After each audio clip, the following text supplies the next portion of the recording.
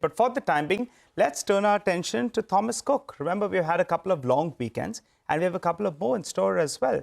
Well, to find out about how business is doing on ground, we're joined by Mr. Menon, the Chairman and Managing Director at Thomas Cook. Hi, Mr. Menon. Good morning and thanks so much for joining in here on CNBC-TV18. Well, tell us, how is business shaping up? And also, in particular, tell us how is long haul in comparison to what it was pre-COVID. I recall the last time we chatted, you were optimistic that it will come back to pre-COVID levels. Is it moving in that direction? Good morning, Nigel. Thank you for having me on the show. Yes, we're seeing continued demand, Nigel. We're witnessing demand across all our segments. Obviously, in recovery terms, the strongest recovery has come in both domestic and short haul. When I talk about short haul, I'm talking about Central Asia, the Middle East, and Southeast Asia.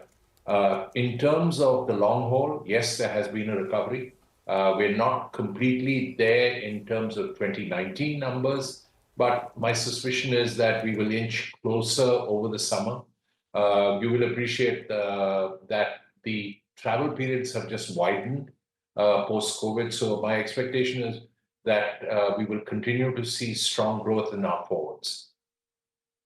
Mr. Menon, good morning. Absolutely. I mean, travel has come back with a vengeance, right? One would have thought that last year was a good year, but looks like this one's going to be even better. But can you tell us a little bit about the breakup in terms of the revenue mix? How much of your incremental travel or your revenues are coming in from, your B2B segment, which is your corporate travel, MICE, and in the B2C long haul and short haul? If you can just break it up for us, where are you seeing maximum amount of demand and what could the growth look like? Good morning, Sonia. First of all, I presume you're taking more holidays than you did pre-COVID. No, look, I think... No, I think all of us perhaps are because, during COVID, of course, there was nothing. Post that, everything has come back with a bang, but I've also seen the prices go up significantly, right? So that seems to be a bit of a hindrance. Look, I think supply-demand disruptions continue, and they're due to a variety of factors. In terms of the breakup of revenue between our B2C and our B2B businesses, you'll appreciate that we've seen double-digit growth on our corporate travel side.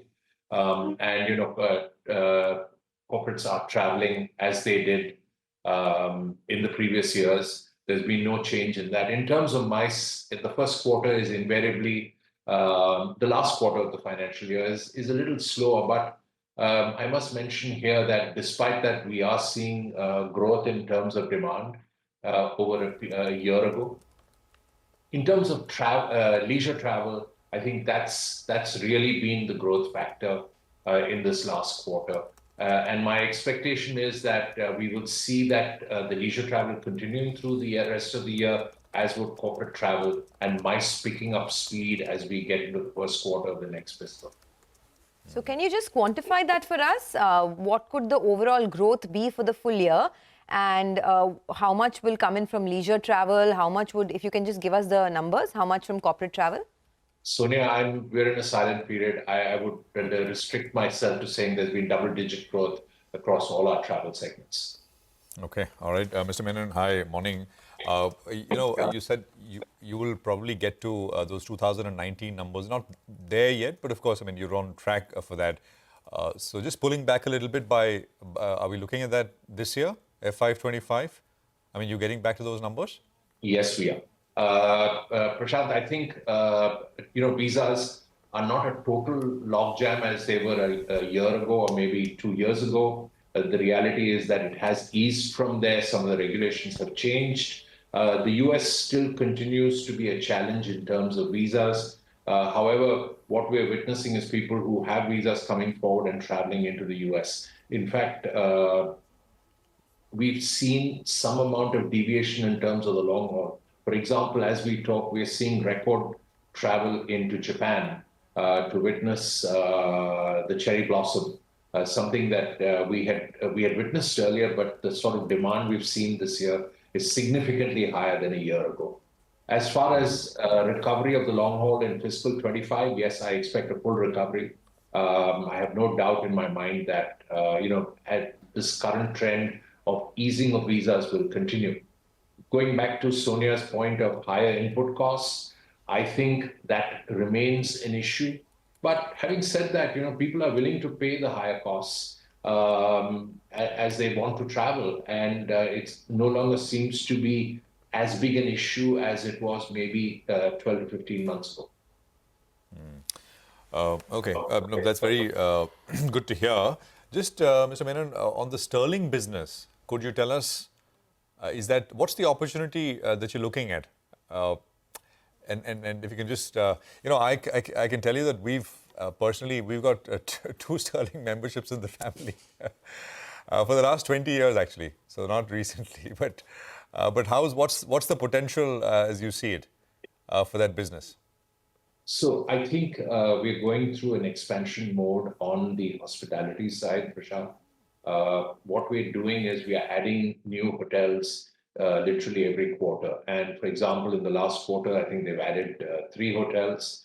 We'll continue adding on an average a hotel every 1 to 1.5 months going forward. Despite the expansion that we've witnessed over the last 12 months, we are actually seeing our occupancy rates remain steady. Average room rates have gone up. So I think sterling offers an excellent opportunity going forward. And this is in line with the hospitality demand that we're witnessing across the entire sector. So yes, I see demand growing. It hasn't slowed in any way. We've spread our network across India. And my expectation is that we will be at about 55 hotels by the end of the third quarter this year. Yeah, I recall when we chatted last, you said that you're expecting occupancies to stay in that mid-60s, and also you were looking at adding rooms, and average room rent should go up to around 7,000 rupees. Final question, Mr. Menon, before we let you go. For FY25, top line growth of around 20%, stable margins, and ROC moving to around 15%. Is that the goal? So, Nigel, on your last point, I got a lot of flack the last time. So let me address the first 2 points. Yes, we're going to see double-digit growth. We are controlling our costs as tightly as we can. And this has been helped by the fact that we've introduced technology, as I mentioned to you the last time. And we're seeing greater demand emerging across all our businesses. So I'm looking forward to a fiscal 24-25 to represent good growth, both on the top line as well as on the bottom line. I will qualify that the bottom line will not grow as dramatically as it did last year when we were in recovery mode. As we're coming back, obviously those will stabilize. Okay, all the best for the future, Mr. Menon. Thanks a lot for joining in. And this is a space that is booming right now. So hopefully you'll get to ride this wave further. That's Thomas Cook with the way forward for the business.